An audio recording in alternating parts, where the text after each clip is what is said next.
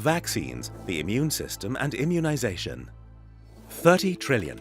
That's the number of cells that make up the human body.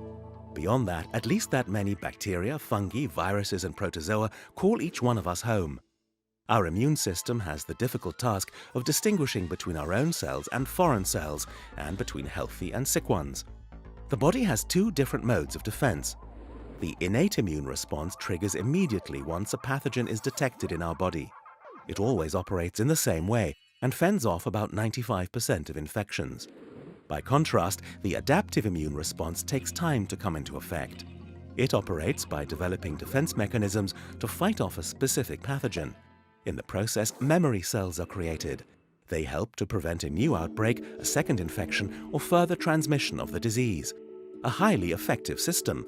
Nevertheless, about 60 million people die each year, and about 1/4 of those people die of infection, even today, though it's much less apparent in what we call the developed world. Nonetheless, it's a huge problem everywhere, and specifically in places where there isn't ready access to antibiotics and where the likelihood of infection is greater. in addition to nutrition and good hygiene, vaccines are a main factor in improving public health. Vaccines, also known as active immunization, use the adaptive immune response to arm the body against specific diseases.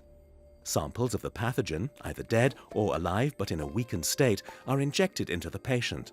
The body then reacts to the simulated infection with an actual immune response that produces memory cells, which in turn leads to immunity.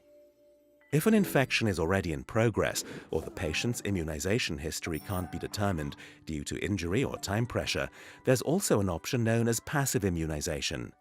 In it, antibodies are injected to help the body immediately fight the disease agents.